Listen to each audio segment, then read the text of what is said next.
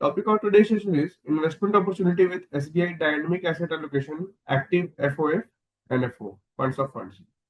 For this, we have invited Mr. Saurabh Bhatia, Senior Vice President, Head of Products and Investment Specialization, SBI AMC.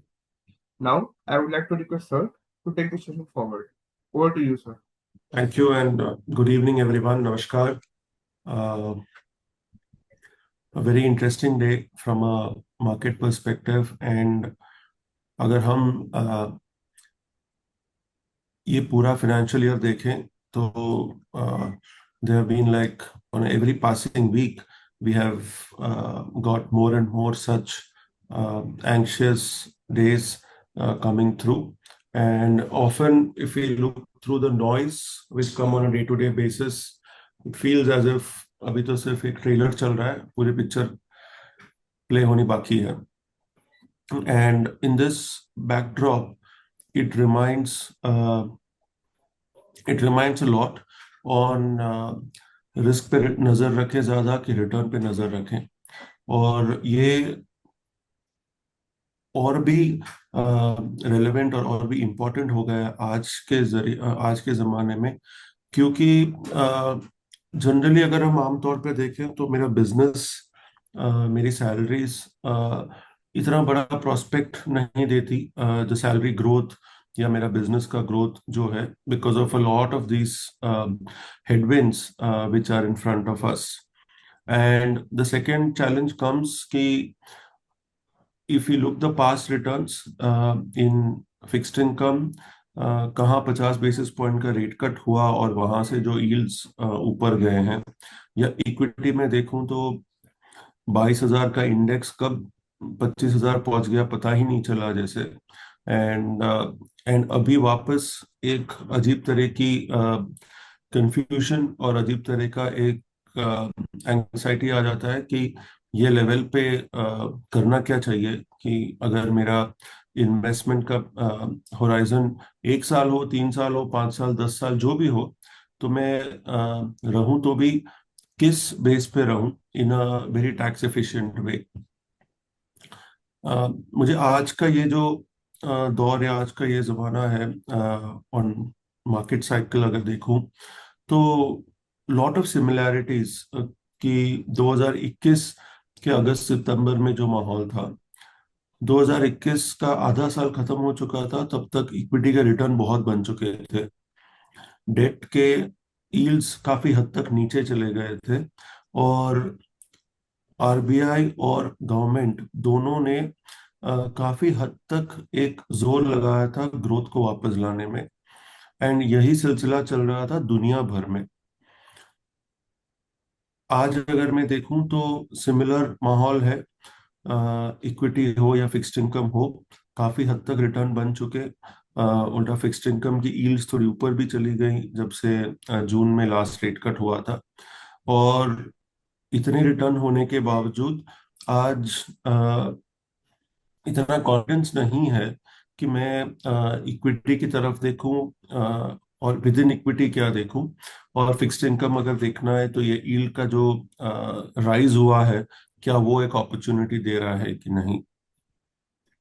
But एक चीज जो थोड़ी common है 2021 और 2025 के टाइम पे, इज भारत में और दुनिया भर में government as well as RBI, जो दुनिया का और federal reserve in global context और यूएस कंटेक्स्ट, दोनों अपने अपने जरिए से ग्रोथ को बढ़ावा देने की कोशिश कर रहे हैं. ग्रोथ और नीचे गिर न जाए, ग्रोथ रेट्स और गिर न जाए, उसके लिए पूरे मेजर्स डाल रहे हैं, विच is a common peculiarity in 2021 and 2025 today. Only big difference जो 2021 में था और जो 2025 में नहीं है, I repeat, the only differentiating factor which was there in 2021 and which is now not there in 2025 is in context to demand. दो 2021 में जहां जहां demand, am I audible? Number ले लो बात की। चुपचाप कॉल कर, मैं नहीं देगी।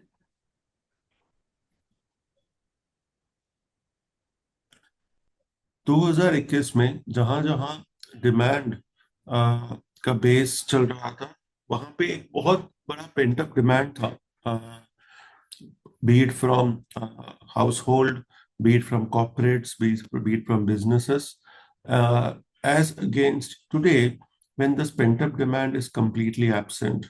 And इस बेसिस पे अगर देखूं तो आज का माहौल थोड़ा और चैलेंजिंग हो जाता है एज अगेंस्ट 2021. दैट सेड, जब माहौल चैलेंजिंग हो जाता है तो थोड़ा अपना जो सॉल्यूशन भी होता है उसको थोड़ा परखने का तरीका अलग होना चाहिए. जो प्रोडक्ट हम आइडेंटिफाई करेंगे वो प्रोडक्ट को भी वॉलेटिलिटी का बेस भी कम रखना चाहिए, और return profile to a large extent it should be a little it should be a product which should optimize the risk reward to a great extent. यही सिमिलर माहौल 2021 में हमने एक बैलेंस एडवांटेज फंड लॉन्च किया था, and I think history बनाई थी उसमें with record collections, thanks to all of you who believed that सिर्फ एक ही एसेट क्लास के जरिए रिटर्न नहीं बन सकता है. दोनों एसेट क्लास का एक मिश्रण होना जरूरी है, एंड ये दोनों एसेट क्लास का जो मिश्रण है वो तब काम आता है जब आपके रेट साइकिल्स या इक्विटी साइकिल्स बहुत जोर से चल रहे होते हैं या बहुत स्विफ्टली मूव होते हैं. 2021 से 2025 तक हमने ये देखा कि दोनों equity and fixed income cycle बहुत तेजी से चेंज हो रहे थे. दूसरा, हमने ये भी देखा कि ना ही दुनिया में बट इवन इंडियन कंटेक्स्ट में काफी हद तक बॉर्डर पे एस्केलेशन देखे, दुनिया में काफी सारी लड़ाइयां देखी, जियोपॉलिटिकल टेंशन्स देखे, इतना बड़ा 2,000 रुपए का नोट का कॉल बैक जैसा एक फेज भी देखा which was more like a mini demonetisation, and over and above a very important phase of general elections. जब हमने ये सब कुछ देख लिया, ब्याज के दर all the way went up from रफली अबाउट 5% टू ऑलमोस्ट 6.5%, एंड वहां से भी वापस 5.5% पे आ गए. तो ब्रॉडली देखिए तो एक पूरी साइकिल ही देख ली है 4 साल में. और ये 4 साल के तहत अगर हम ये जो प्रोडक्ट देखें which is hybrid between equity and fixed income, which was a balance advantage fund of SBI, ना ही वो लॉन्च का टाइम एकदम सही और प्रिसाइज था, बट उसका जो बेस था नेविगेशन का, जो उसका मॉडल था, that is worked to the T. आज जब ग्लोबल बैकड्रॉप और इंडियन मैक्रो इकोनॉमिक कंडीशन या इंडियन अर्थव्यवस्था ऑलमोस्ट सिमिलर चैलेंजेस दर्शाती है कि मेरा अगर रिटर्न बनाना है तो इन्वेस्टमेंट पोर्टफोलियो को ही हेवी लिफ्टिंग करना पड़ेगा, क्योंकि मेरा बिजनेस पोर्टफोलियो में इतना कॉन्फिडेंस आज नहीं है.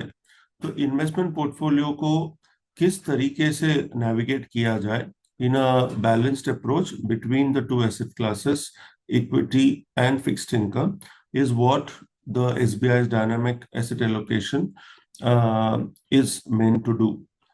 A big difference between a balanced advantage fund and the dynamic asset allocation fund is balanced advantage fund stocks में invest करता है और dynamic asset allocation fund directly fund में invest करता है.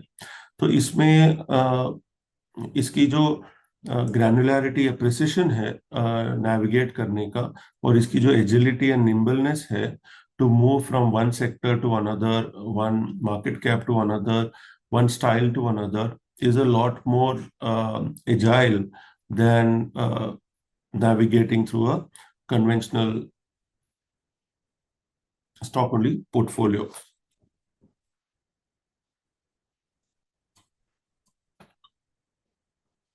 जैसे मैंने शुरुआत में कहा कि अगर स्टैंड अलोन एक ही एसेट क्लास लूं, या तो फिर मैं ब्रॉडली एक ही एसेट क्लास में इतना डाइवर्सिफाई कर लूं कि वो अपने आप पूरा साइकिल नेविगेट या मैनेज करेगा, या तो फिर आंख बंद करके सिर्फ निफ्टी पे लगा दूं। ये 2021 से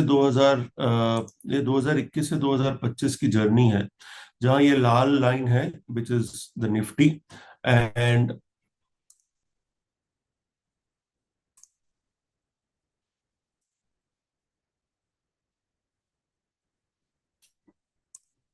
जहां ये लाल लाइन है निफ्टी और ये ग्रीन लाइन है एसबीआई का मल्टी कैप फंड। जाहिर है निफ्टी और मल्टी कैप फंड के बीच में पूरी दुनिया है which is multi asset allocation, the equity hybrid and balance advantage. ये मैं आपको सिर्फ एसबीआई के ही फंड्स का जिक्र कर रहा हूं, क्योंकि मुझे बाहर के कोई फंड्स को अभी लेने की जरूरत नहीं है। अगर आप मेरे माउस की तरफ देखें तो ये अ, जो बैलेंस एडवांटेज है एग्जैक्टली इन स्ट्रैटेजीज के बीच में ही रहता है, विच मीन्स मेरा return profile to a large extent is evenly balanced.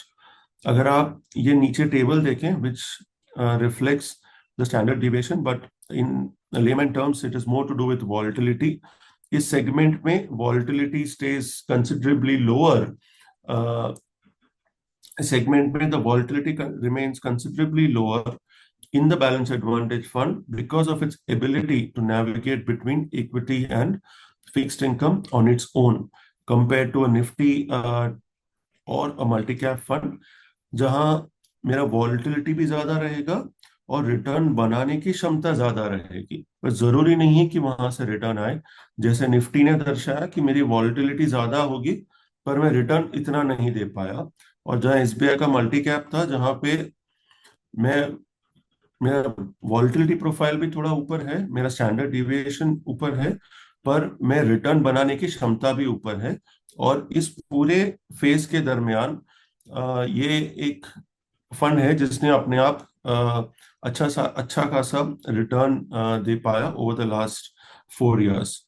और मैं इस फंड की क्यों बात कर रहा हूँ, या इन कैटेगरीज की क्यों बात कर रहा हूँ, क्योंकि इसी फंड्स के बीच में, इसी स्ट्रेटजीज के बीच में कहीं ये डायनामिक एसेट एलोकेशन जाके फिट हो जाता है between all this asset classes in itself, which has equity and fixed income. हम कई बार डिस्कस करते हैं कि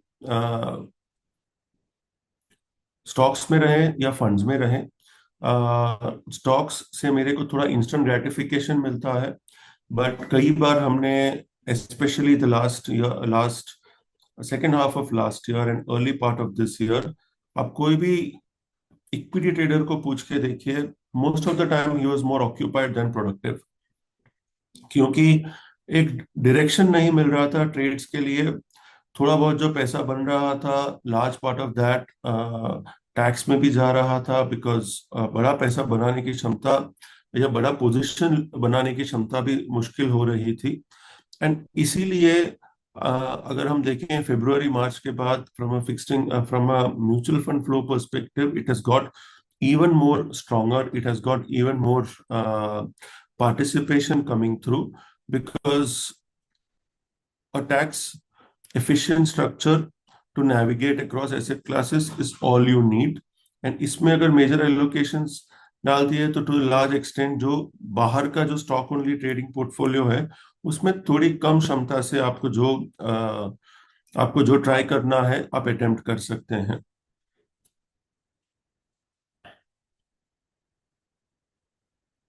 इस स्लाइड से मैं ये दर्शाना चाह रहा था कि अपने पास अगर बीएसई बॉन्ड्स जो लाल लाइन है और निफ्टी, अगर ये तीन मेरे पास एसेट क्लासेस होते, BSE 500 which is a very broad base, सिर्फ क्रिसिल का कॉम्पोजिट इंडेक्स, और तीसरा जो निफ्टी का टीआरआई या जो निफ्टी ही लूं, तो पिछले करीब 10 साल में ये पूरा बेस ऊपर नीचे चलता रहा।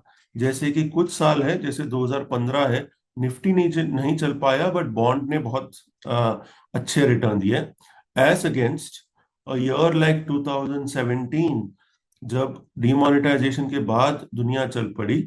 तो broad based market as well as Nifty ने बहुत बढ़िया रिटर्न दिए, पर बॉन्ड तो कुछ रिटर्न नहीं दे पाया था, बिकॉज डिमोनेटाइजेशन में बॉन्ड के यील्ड्स इतने गिर गए कि वापसी में बॉन्ड प्राइसेस पे काफी मार पड़ी। वही चीज अगर एक्सटेंड करूं 2020 में, जब पैंडेमिक हुआ, तो स्टार्टिंग में ही जैसे हमको आज आराम से रिलेट कर सकते हैं, how we can relate it very easily, that fiscal and monetary push, on one side government increased the fiscal deficit, on other side RBI cut rates, infused liquidity. So we had all the three asset classes doing well, and as soon as we moved ahead, the ability of fixed income to sustain returns was not there, and large part of heavy lifting was done only by equity. And this is the way, from a year-on-year basis, the respective asset class witnessed a fair amount of rotation of generating or providing returns amongst themselves. As we stand today, ये तीनों बार बहुत छोटे पड़े हैं, and पिछले साल भी अगर देखूं तो बहुत बड़ा अंतर नहीं है जो हमने पहले के कुछ सालों में देखा है। सो आज अगर मेरे को रिटर्न की दृष्टि से इन्वेस्टमेंट करना है, या मेरे को वॉलिटिलिटी कम रखनी हो और मुझे रिस्क रिवॉर्ड ऑप्टिमाइज करना है, तो मैं किस बेसिस पे मेरा एसेट एलोकेशन प्लान करूं। या तो मेरा advisor will hand hold me, और even for an advisor perspective there are fair amount of challenges which come through to churn across portfolios. क्योंकि अगर कुछ चेंजेस हो गए फ्रॉम अ इकोनॉमिक और मार्केट साइकिल पर्सपेक्टिव, तो पोर्टफोलियो चेंज का cost भी आता है in the form of taxes to the investor. So कितना ऐसा पोर्टफोलियो बना सकता हूं या एलोकेशन दे सकता हूं एक पोर्टफोलियो में, जहां मुझे टैक्स से भी बचत मिले और मेरा return profile is largely taken care of. So this slide largely reflects the rotation between asset classes, which enables the advisor to handhold his investors in ensuring that the churns, if any, are happening within the funds in a lot more tax efficient way. Same context, अगर मैं 1 year rolling returns और 3 year rolling returns देखूं, there are times when equity would have underperformed considerably, and there are other times when your minimum and maximum variance could have been as wide as this from a 1 year and 3 year perspective. जाहिर है कि जितना मैं ज्यादा लंबे समय तक hold करते जाऊंगा, मेरा एवरेज गैप अपने आप कम होते जाएगा। जैसे मैंने शुरुआत में कहा कि अगर मैं सिंगल एसेट क्लास के ओवरवेट रहा, या एसेट क्लास के प्रति बाकी मैंने सिर्फ इक्विटी में ही रहा क्योंकि मुझे वेल्थ बनाना है, और फिक्स्ड इनकम को कंप्लीटली इग्नोर कर दिया, या सिर्फ फिक्स्ड इनकम पे रहा कि मुझे समझ नहीं आ रहा है, देन मेरा रिटर्न प्रोफाइल का अंतर बहुत एक तो बढ़ जाता है, और दूसरा ये जो ड्रॉडाउन होते हैं जब कुछ भी चैलेंजिंग फेज आता है मार्केट में, तो मैसिवली बड़े हो जाते हैं। As a gatekeeper, as a custodian of our investors' wealth creation journey, it becomes very challenging to navigate the investor behavior in times when my return profile is a little bit too volatile. इसी चीज को थोड़ा balance out करने के लिए एक 65-35 date हो, 50-50 date हो, या 35-65 डेट एंड इक्विटी हो, तो आपका रिटर्न प्रोफाइल कहीं ना कहीं बीच में बैठेगा कंपेयर टू 100% इक्विटी और डेट। बट मोर इम्पोर्टेंटली आपकी जो वॉलेटिलिटी प्रोफाइल है वो काफी हद तक कम हो जाएगी, और कम वॉलेटिलिटी में अगर आपका रिटर्न प्रोफाइल थोड़ा स्टेडी है, तो to a large extent your drawdowns are also managed, and this creates an enabler to take risks wherever you want, be it on business, be it on your job, or in context to any sectoral or any tactical allocation which you like to do. मैंने पिछले slide में asset classes कैसे navigate होते हैं या उनका rotation कैसे होता है उस पे गौर किया था. इस स्लाइड में it's largely to do with market cap as well as styles which is momentum, quality and value. वो किस बेसिस पे रोटेट होते रहते हैं अगर हम देखें तो बहुत कम है. पिछले 13 साल में बहुत कम बार ऐसा देखा है कि करीब करीब 3 साल एक सेगमेंट को उसका बेनिफिट मिल गया. हर segment from a market cap perspective 1-2 साल चलता है, फिर वो सो जाता है या फिर वो चल नहीं पाता है, वापस the leader changes in the pack. And to avoid this sort of a churn और आइडेंटिफाइंग कि मेरा अगला कौन सा सेगमेंट चलने वाला है, this type of a fund of fund approach helps to navigate these changes in market cap as well as styles to enable a tax efficient way to optimize risk reward. यही चीज अगर हम fixed income में देखें, जो नीचे वाला table है, कि 2013-14 में जब ब्याज के दर बहुत बढ़ गए थे तो हमने ऑलमोस्ट डबल डिजिट रिटर्न बना लिए थे. एंड उसके बाद गाड़ी पूरी थम जाती है on a fixed income stand point, and then it needs one of events like a demonetisation और अ सीआरआर कट और अ massive aggressive OMO buying by RBI to ensure that my return profile gets closer to double digit. इसमें भी अगर हम cushion बना सकें कि जब मेरे ब्याज के दर फेवरेबल हैं डबल डिजिट रिटर्न बनाने के लिए, तो जाहिर है मेरा इक्विटी का एलोकेशन थोड़ा कम रहेगा. और जब ब्याज के दर बहुत सस्ते हो जाते हैं, which is when my cost of money and availability of money is exceptionally cheaper like what we are today, but obviously the incremental return profile will favor a lot more on equity rather than fixed income. अगर एक investor ये समझ भी पाता है, खुद navigate भी कर पाता है, पर उसको ये पूरा नेविगेट करने में there is a high extent of tax instance which comes and hits his portfolio. This proposition of a fund of fund under the umbrella having different funds enables him to optimize tax efficiency without diluting the risk reward profile of his portfolio. And hence, from an asset allocation standpoint, तीन ही चीज हम देखते हैं, 3 चीज को टिक box करना है. मेरे रिस्क मैनेजमेंट कैपेबिलिटी सही होनी चाहिए, जहां मैं वॉलेटिलिटी को हो सके उतना कंट्रोल रखूं. एसेट एलोकेशन डायनामिक होना चाहिए कि कल अगर कुछ फेवरेबल या लेस फेवरेबल न्यूज आ गया या एडवर्स न्यूज आ गया, उसके हिसाब से मैं मेरे एसेट एलोकेशन और मेरे सेक्टर्स को किस हद से और किस हद तक नेविगेट कर सकता हूं. एंड डाइवर्सिफिकेशन की कई बार कई अनाउंसमेंट्स ओवरनाइट आ जाती हैं, कहीं इंस्टेंसेस ओवरनाइट आ जाते हैं without any particular schedule. And just to ensure that my portfolio is not caught on the wrong side, some extent of diversification becomes very, very necessary. And hence a portfolio which has all the 3 facets within itself makes it a lot more easier and simpler to navigate across economic and market cycles.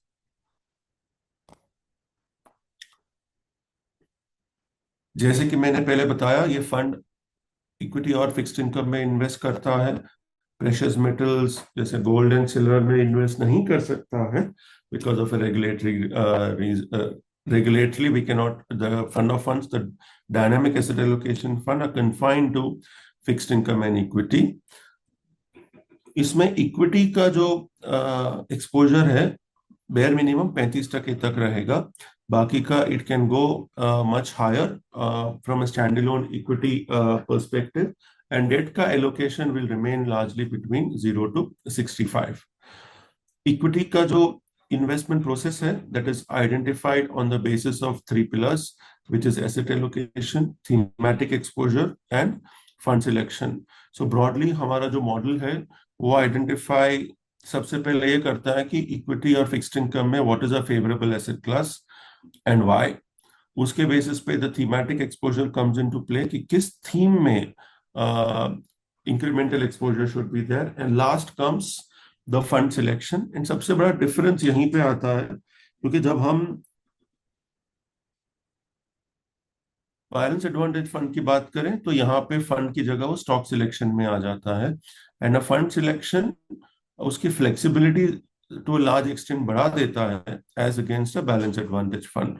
सो मैं इसको BAIF plus इसके लिए कहता हूं कि इसमें इसका जो इंजन है it is similar to BAF, but इसकी जो एबिलिटी टू नेविगेट एंड इसका जो निम्बलनेस है that is one notch higher than BAF, and hence I reflect this as a BAF plus product in itself.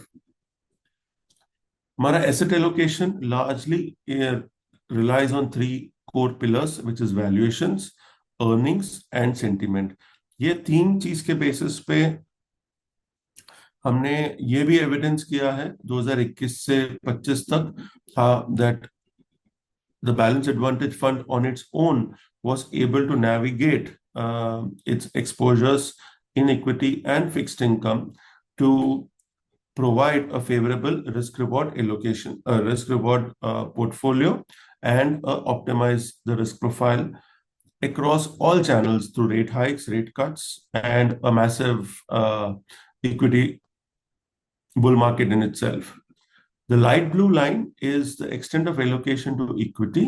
The dark blue line is the Nifty. अगर हम देखें कि in the last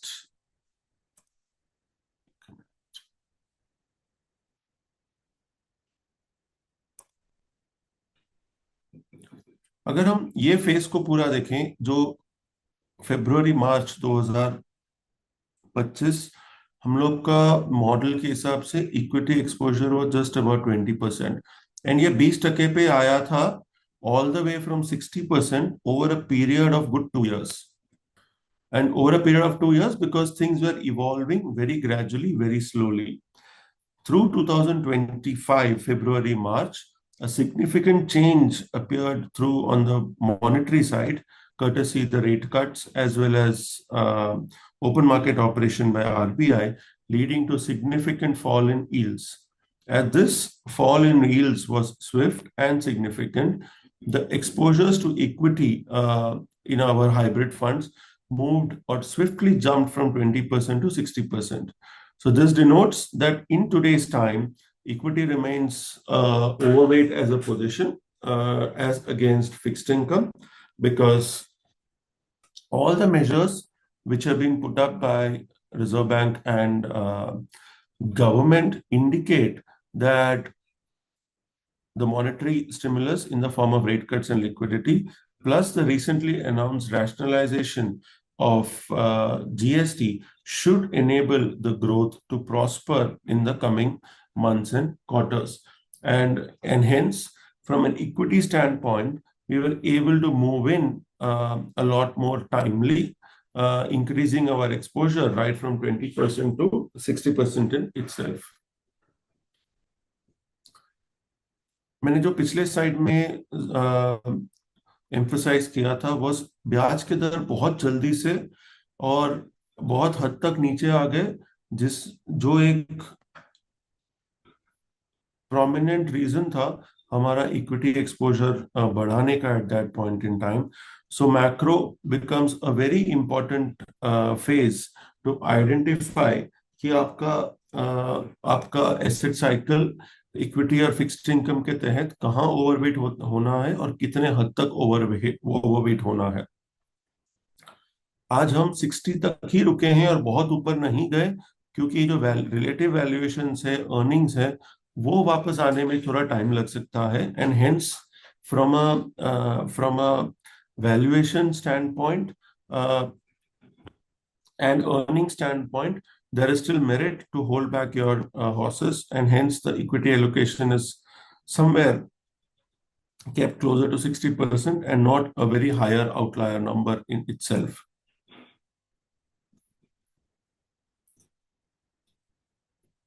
as an investor, जब हम direct investor से भी जब interact करते हैं या उनके गेट कीपर्स या एडवाइजर से बात करते हैं, एक कॉमन फैक्टर जो हमेशा डिस्कशन में आता है इज, बाकी बेंचमार्क को छोड़ो, वो कईयों को समझ में नहीं आता है और उससे क्या लेना देना, हमको निफ्टी के साथ ये कैसे चलेगा वो बताओ। ये और उसकी अगली स्लाइड मैंने इसीलिए बनाई है कि लाल लाइन जो है, अगर हमें blue, this is hybrid composite index, 50% equity 50% debt as against standalone Nifty which is the blue line. अगर हम ये देखें पिछले 17-18 साल से, लाल लाइन यहाँ पे अ लॉट मोर स्टेबल है, इसकी वॉलिटिलिटी बहुत कम है और to a large extent Nifty के साथ अगर मैं देखूं तो इसका volatility profile is इसका volatility profile is considerably lower, and this largely enables to take risks in some segment which is more of a tactical in nature, because shelf life of an asset cycle, shelf life of a fund is, or standalone fund is getting a little bit more shorter than before. So volatility संभाल लेता है और return profile में it doesn't miss a large part of expectations. It is able to navigate the best of both worlds between equity and fixed income. Most important part, मेरे drawdowns through the entire journey कितने बुरे हो सकते हैं या कितने गहरे हो सकते हैं. The blue line is again the Nifty, the red line is the 50-50 composite index, which is largely a mix of equity and fixed income. अगर मैं drawdowns देखूं तो ये chart is very clear that the drawdowns in this composite index has been considerably lower, or this hybrid structure is considerably lower than a standalone Nifty. So मेरा volatility curtailed है, return बनाने की क्षमता में बहुत challenge नहीं है, which enables a strategy like this in these times to navigate a phase of a relative growth slowdown and eventually some push coming to revive the growth cycle. मैंने starting of the talk में कई बार highlight किया था कि comparison with BAIF, SBI balance advantage fund, and इसको मैंने कहा कि बैफ प्लस अप्रोच है। ये बैफ और बैफ प्लस का अंतर ज्यादातर एक ही जगह से आता है कि इसमें निम्बलनेस ज्यादा है, इसकी एजिलिटी थोड़ी ज्यादा है, एंड ये बहुत ज्यादा फ्लेक्सिबल है क्योंकि ये इंडिविजुअल स्टॉक्स को नहीं चुनता है, ये फंड्स को ही डायरेक्टली चुन लेता है जहां अंडरलाइंग स्टॉक्स हो। तो टू दैट एक्सटेंट एक पोर्टफोलियो मनूवर करना थोड़ा और आसान हो जाता है। अपने अपने पोर्टफोलियो में देख लीजिए कि एक 5 स्टॉक का पोर्टफोलियो हो, या सॉरी 15 स्टॉक का पोर्टफोलियो हो और 2 फंड्स हो, what is easier to navigate and what is more seamless to navigate in a lot more easier way in itself. Last slide before I open up for questions. अगर मैं पूरा ladder देखूं जो आज investment के लिए available है, और ये मैं सिर्फ एसबीआई की बात नहीं कर रहा, मेरी फिक्स्ड इनकम से जर्नी शुरू होती है all the way up till diversified funds. Now in this, where does this product fit? This product fits exactly in the center. ये प्रोडक्ट हमने जैन फेब में क्यों लॉन्च नहीं किया, ये प्रोडक्ट हमने लास्ट ईयर क्यों नहीं लॉन्च किया? अगर आप देखें तो ये हमारा इस साल का सबसे पहला एनएफओ है इन अ हाइब्रिड स्पेस। हमने इनिशियली थोड़े एनएफओस किए थे which was largely index based funds, but this is the first large NFO what we are doing in this year, more because this is the need of the hour today. जैसे हमने balance advantage fund में evidence ये दर्शाया है कि जब investor की जरूरत हो to navigate navigate a economic and a market cycle which looks a little bit more challenging. उस समय पे अगर सही बेस का product in context to well diversified and a balanced approach between fixed income and equity can be a optimum solution to navigate a phase of slow growth, slower increments in salary compared to 2021-22, business cycles which are going a little bit more slower and less optimistic than what they were. And lastly, in a phase where fixed income is not going to earn much incrementally, ब्याज के दर बहुत कम हो चुके हैं, FD रिप्राइसेस हो चुकी हैं काफी हद तक, बॉन्ड के यील्ड्स धीरे धीरे ऊपर बढ़ रहे हैं, माने प्योर फिक्स्ड इनकम से पैसा बनना मुश्किल हो गया है.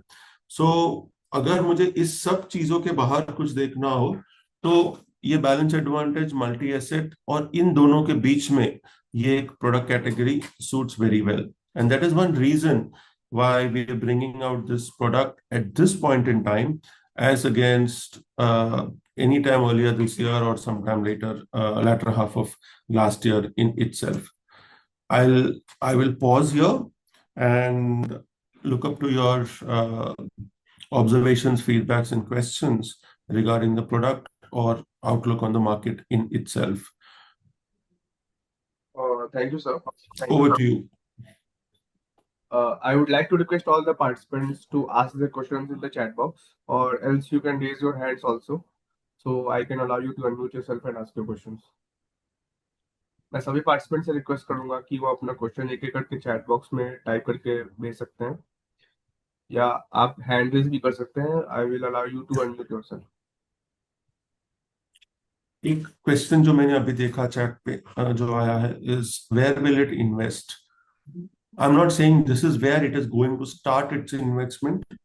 अगर मैं ये 31 जुलाई के हिसाब से जो हर मंथ इसका रीबैलेंस होगा, और हर मंथ का रीबैलेंसिंग जैसे अगस्त का है तो अगस्त एंड में होगा, अगर ये 31 जुलाई को मैं रीबैलेंस करता तो ये फंड कॉम्पोजिशन ब्रॉडली ऐसे दिखता, which is, if you can see, it leans a lot more on defensive, it leans a lot more on conservative basket, it leans a lot more on a large cap as a segment in itself, and from a style perspective, it leans a lot more on quality. So as a portfolio approach, this is where it stands. If I were to extend this कि अगस्त and में ये कैसे दिखता, जुलाई और अगस्त में एक सबसे अहम डिफरेंस आया. इस पहली बार गवर्नमेंट ने एक छोटा हिंट दिया कि ग्रोथ को संवारने के लिए मैं मॉनेटरी ही नहीं फिस्कल नज भी कर सकता हूं, जो एक छोटा अनाउंसमेंट किया था करीब 10 दिन पहले on rationalisation of GST.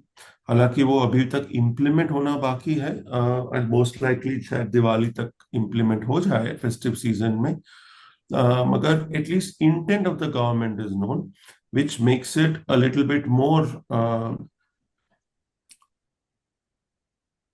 positive from a growth perspective, and whatever is positive on growth perspective needs to be seen with a different set of eyes from a fixed income standpoint. तो वहां का allocation थोड़ा change हो जाएगा. So this is how a portfolio construct would be. Broadly हम बहुत बड़ा tell नहीं रखेंगे अब हमारे पोर्टफोलियोज में, ना ही एक्सट्रीमली कॉन्सेंट्रेटेड पोर्टफोलियोज चलाएंगे. इस फंड का मकसद यही है कि हम ग्रैनुलैरिटी और प्रिसिशन से कोई स्टाइल या तो कोई सेक्टर का बेनिफिट ले सकें जो हम शायद इतना ऑप्टिमाइज ना कर पाए एक single standalone equity fund या hybrid fund which only can buy stocks and bonds. So to that extent, to optimize that risk return profile in a very logical and a rational way is what a primary objective for our model, as well as curating the portfolio on that basis. So thank you, sir, for joining with us, and thank you to all the participants also for joining with us.